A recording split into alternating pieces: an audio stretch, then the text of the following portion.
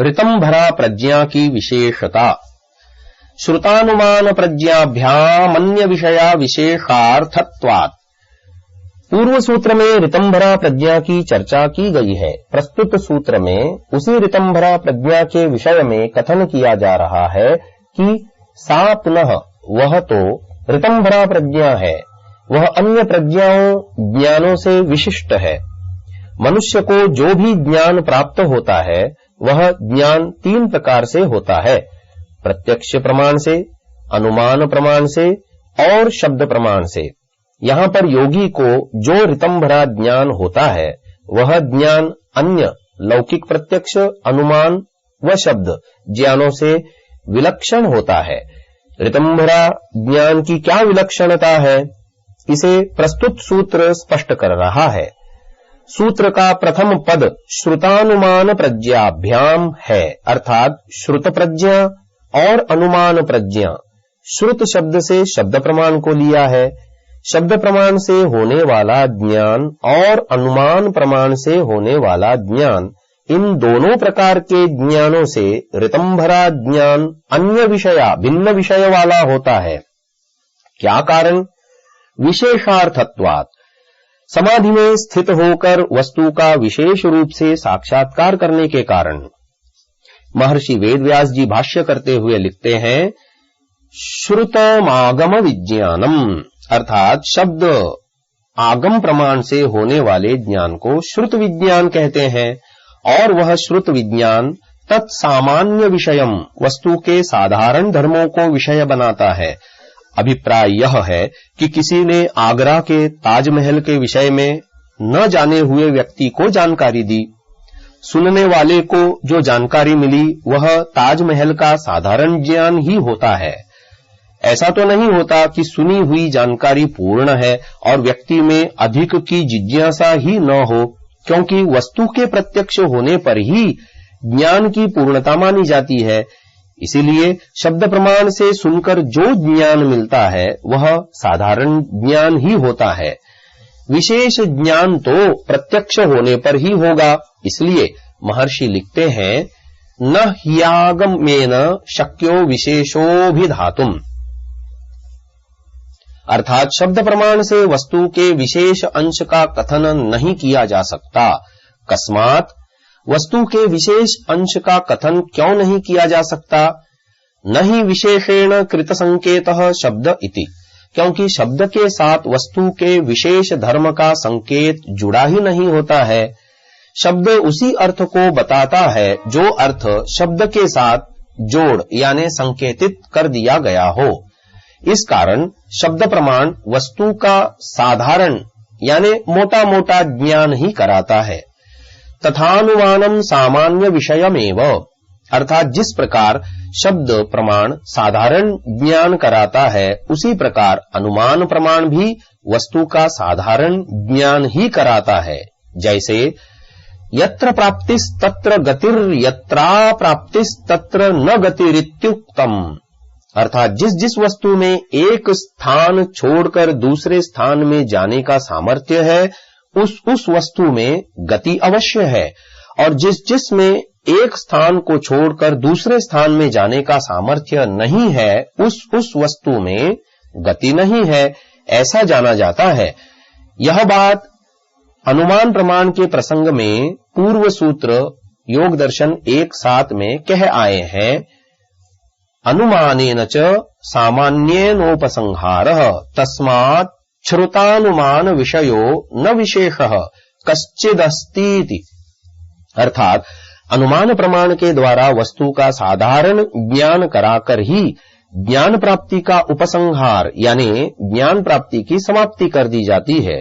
अभिप्राय यह है कि अनुमान प्रमाण वस्तु का साधारण ज्ञान कराकर समाप्त प्रयोजन वाला बन जाता है। इस प्रकार शब्द प्रमाण व अनुमान प्रमाण किसी वस्तु का विशेष ज्ञान नहीं कराते हैं, वे तो केवल वस्तु का साधारण ज्ञान ही कराते हैं। ये ही शब्द प्रमाण और अनुमान प्रमाण की वास्तविकता है। न चास्य सूक्ष्म व्यवहित विप्रकृष्टस्य वस्तुनो लोक प्रत्यक्षेण ग्रहणमस्ति, अर्थात सूक्ष्म वस्तुएं जो पंचमहाभूतों के परमाणु, उनके परमाणुओं के कारण पंचतन्मात्राएं, ज्ञानेन्द्रियां, कर्मेंद्रियां, मन, अहंकार, महत्तत्व रूपी बुद्धि, सत्व, रज, तम, ये सब सूक्ष्म पदार्थ कहलाते हैं। इन सब सूक्ष्म पदार्थों और जो भले ही स्थूल पदार्थ हों लेकिन व्यवहित यानी ढके हुए दीवार आदि से हों तथा दूर स्थित हों, उन पदार्थों का प्रत्यक्ष सामान्य लौकिक योगियों से भिन्न जनों को नहीं होता। न चास्य विशेषस्या प्रमाणकस्या भावोस्तीति, अर्थात और न ही यह कहा जा सकता है कि इस विशेष धर्म का व सूक्ष्म व्यवहित दूर स्थित वस्तु के विशेष प्रत्यक्ष का, जिसे लौकिक जन जान नहीं पा रहे हैं, अभाव ही है। अभिप्राय यह है कि साधारण जन को पदार्थों के विशेष धर्मों का व सूक्ष्म व्यवहित और दूर स्थित पदार्थों का प्रत्यक्ष नहीं होता है, तो उनका और कोई विशेष प्रत्यक्ष भी न हो ऐसा नहीं है, क्योंकि समाधि प्रज्ञा निर्ग्राह्य एव सविशेषो भवति, भूत सूक्ष्म गतो वा पुरुषगतो वा, अर्थात ऋतंभरा प्रज्ञा को प्राप्त किया हुआ योगी समाधिस्थ होकर पदार्थों के विशेष धर्मों का व सूक्ष्म व्यवहित दूर स्थित पदार्थों का साक्षात्कार करता है, चाहे सूक्ष्म पदार्थ पंचमहाभूतों से लेकर सत्व रज तम तक क्यों न हो या आत्मा व परमात्मा तक क्यों न हो। अभिप्राय यह है कि समाधिस्थ योगी सभी वस्तुओं का साक्षात्कार कर सकता है।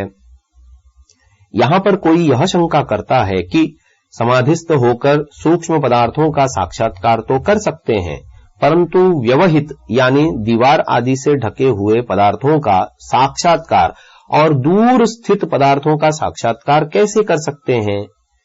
इन दो प्रश्नों का समाधान इस प्रकार समझना चाहिए कि जिस प्रकार से आधुनिक यंत्रों के माध्यम से रेलवे स्टेशनों और विमान स्थानों में यात्रियों के सामानों को बिना खोले बंद बैगों अटैचियों की तलाशी ले लेते हैं, यंत्रों से ढके हुए पदार्थों का पता लगाते हैं, ऐसे ही योगी अपनी विशेष क्षमता को विकसित करके ढके हुए पदार्थों का पता लगा सकते हैं। यह बात अलग है कि वर्तमान में ऐसा कोई योगी हमारी जानकारी में नहीं है। इसका यह अभिप्राय नहीं है कि ऐसा होता ही नहीं है। कोई प्रक्रिया हमें समझ में न आने से वह नहीं होती, ऐसा तो होता नहीं। इसी प्रकार दूर स्थित वस्तुओं का प्रत्यक्ष सामान्य रूप से लौकिक जनों को नहीं होता है, परंतु योगियों को हो सकता है। जिस प्रकार बाज, गिद्ध आदि पक्षी दूर स्थित खरगोश, चूहे आदि को देख लेते हैं, उसी प्रकार योगी अपनी क्षमता का विकास करके दूर स्थित पदार्थों को भी देख सकते हैं। यह अलग बात है कि कोई ऐसा योगी हमारी जानकारी में अब तक नहीं आया। इस विषय में और खोज करनी बाकी है, जिससे ऋषियों की बातों को प्रमाण से सिद्ध कर सकें। व्यवहित यानी ढके हुए पदार्थों और दूर स्थित पदार्थों का साक्षात्कार होना संभव कोटि में है, ऐसा समझना चाहिए। तस्मात् श्रुतानुमान प्रज्ञाभ्यामन्य विषया सा प्रज्ञा विशेषार्थत्वादीति, अर्थात इसीलिए वह जो ऋतंभरा प्रज्ञा है, उससे समाधिस्थ योगी को जो विशेष साक्षात्कार होता है, वह साक्षात्कार शब्द प्रमाण से और अनुमान प्रमाण से होने वाले ज्ञान से सर्वथा भिन्न होता है, क्योंकि वह साक्षात्कार विशेष अर्थ वाला होता है। अभिप्राय यह है कि समाधिस्थ साक्षात्कार के होने के बाद मनुष्य को और कोई जिज्ञासा शेष नहीं रहती है, क्योंकि साक्षात्कार वाला ज्ञान पूर्ण होता है, वहां कोई अपूर्णता नहीं होती है। इसीलिए ऋतंभरा प्रज्ञा से होने वाला साक्षात्कार विशेष अर्थ वाला होता है।